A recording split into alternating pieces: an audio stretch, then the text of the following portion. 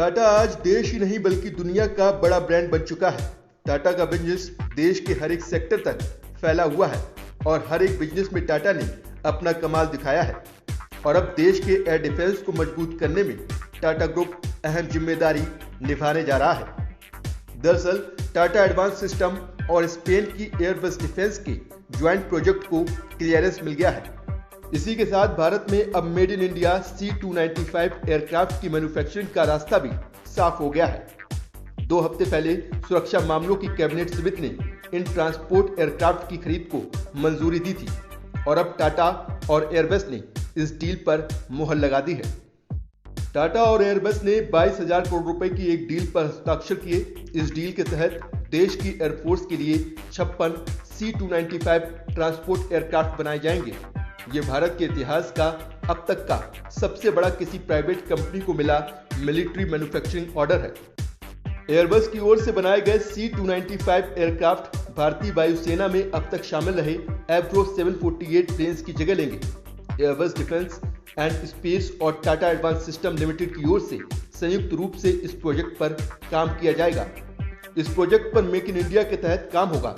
इस डील के बाद टाटा ट्रस्ट के चेयरमैन रतन टाटा ने दोनों वेंचर को ट्वीट कर बधाई दी और कहा कि इससे भारत में एयरक्राफ्ट इंडस्ट्री में काफी बदलाव आएंगे। टाटा ने लिखा, C295 एयरक्राफ्ट बनाने के लिए टाटा एडवांस सिस्टम और एयरबस डिफेंस के ज्वाइंट प्रोजेक्ट को क्लियरेंस मिलना काफी बड़ा कदम है। इससे भारत में एविएशन और एविएशन से जुड़े प्रोजेक्ट के लिए नए दरवाजे खुलेंगे। C295 एयरक्राफ्ट एक मल्टी रोल एयरक्राफ्ट होगा जो मिशन की जरूरत के हिसाब से कई डिवाइस और खूबियों से लैस होगा। इस कदम से देश में इंटरनेशनल लेवल का डोमेस्टिक सप्लाई चेन का निर्माण होगा जो अब से पहले कभी भी संभव नहीं हो सका। इससे भारत में state of the art multi role aircraft C295 का पूरी तरह से विनिर्माण हो सकेगा। इस डील के तहत 56 में से 16 एयरक्राफ्ट सीधे यूरोप की कंपनी एयरबस डिफेंस से खरीदे जाएंगे, जबकि 40 एयरक्राफ्ट एयरबस डिफेंस भारत में ही टाटा एडवांस सिस्टम के साथ मिलकर बनाएगी। इन एयरक्राफ्ट को कॉन्ट्रैक्ट साइन होने की तारीख से 10 साल के अंदर बनाया जाएगा।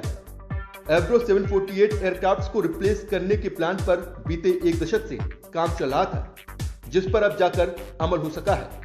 रक्षा अधिग्रहण परिषद की ओर से 2012 में 56 नए एयरक्राफ्ट को खरीदने के प्रस्ताव को मंजूरी दी गई थी।